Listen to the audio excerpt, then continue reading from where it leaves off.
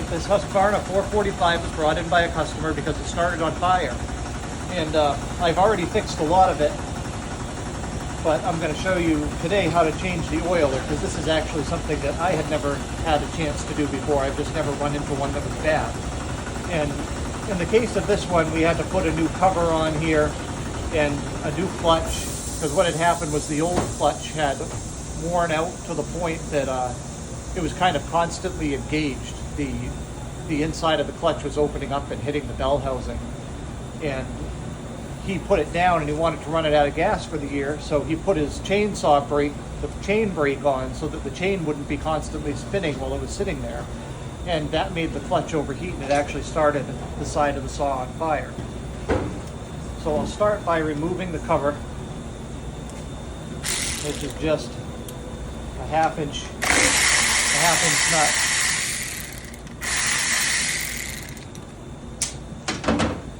Loosen the chain a little bit so that it'll come off easy.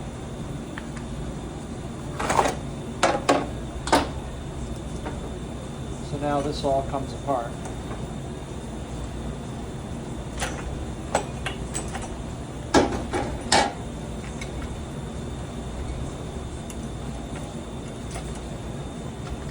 Now if you look in here on this one, you can see where it's burnt from the fire, but it wasn't too far gone, so it was savable. Okay, so now with the side cover off, you can see the clutch here. This one I had already taken apart before because the oiler is underneath it. That's how I found out that the oiler itself was bad. So what you do is, these are reverse thread. There's tons of videos out there on how to take these off. In this case, and in most cases I found, when I take these clutches off, I haven't actually had to stop the engine.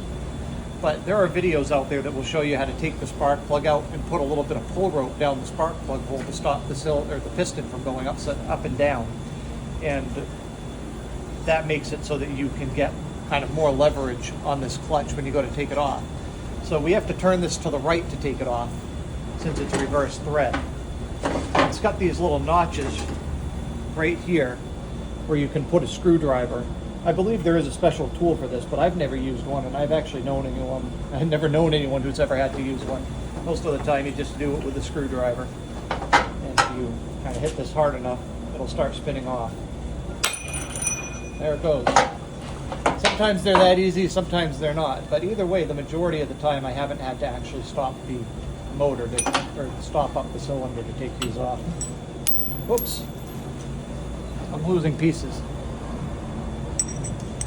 That's the part that the chain goes into back here. There's a couple of different designs of those. This is the needle bearing that goes underneath it all, so the needle bearing goes on first. And the oiler is actually under this metal guard right here.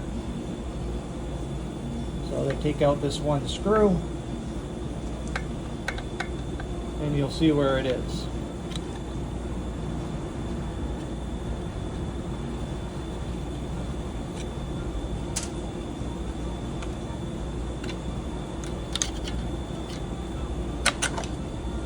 So, this is the old oiler right here.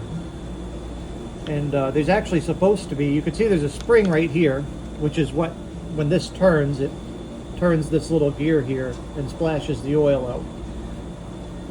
The gear on this one is partially burnt up, it's not working right, but also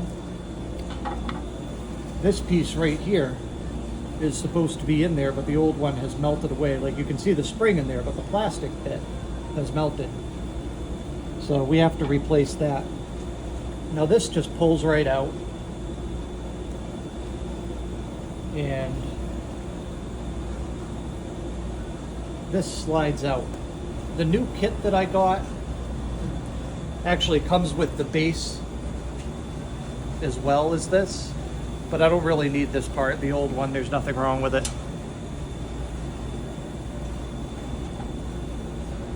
So I'll put that back in there.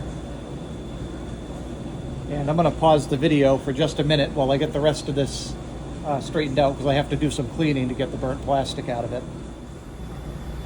Okay, so I did end up having to actually replaced this metal part because there were slightly different designs from the old one to the new one, and this didn't want to just fit right into the old version.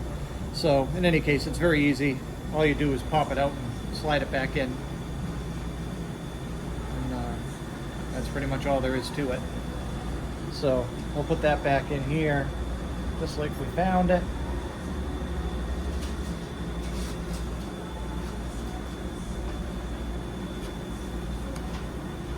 You can see there's a little bump right there that has to fit into this slot. And then we're going to put the cover back over it. This is the part I had to research a little bit because I wasn't so sure about it myself. But it appears as though this now goes right in on top of here.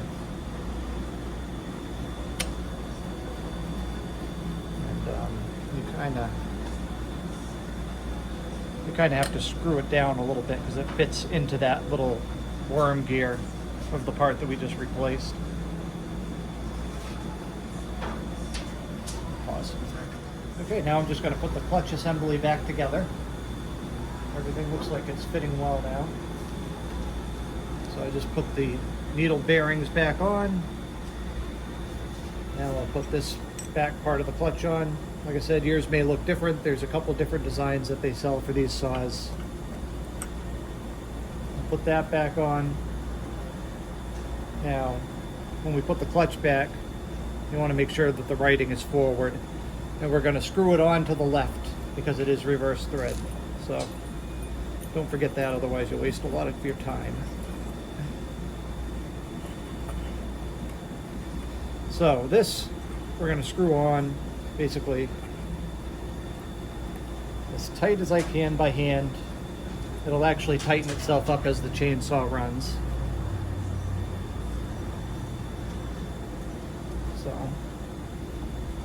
yeah, it looks like I'm spinning the shaft now, so that should be just fine. So now I'm going to go through the process of putting the bar and the chain back on, and then I will get back on video and we'll see if it runs and actually sprays oil. All right, so this is where the oil comes out. I know I just showed you how to put the clutch back on, but I'm backpedaling here because I wanted to start it and just kind of show. You could tell when it's working because after I ran it, the oil starts coming right out of here and it just kind of drips down onto the chain. So that should pretty much cover it. It's working. Apparently it's installed right. So my first oiler, maybe showing you how to do yours.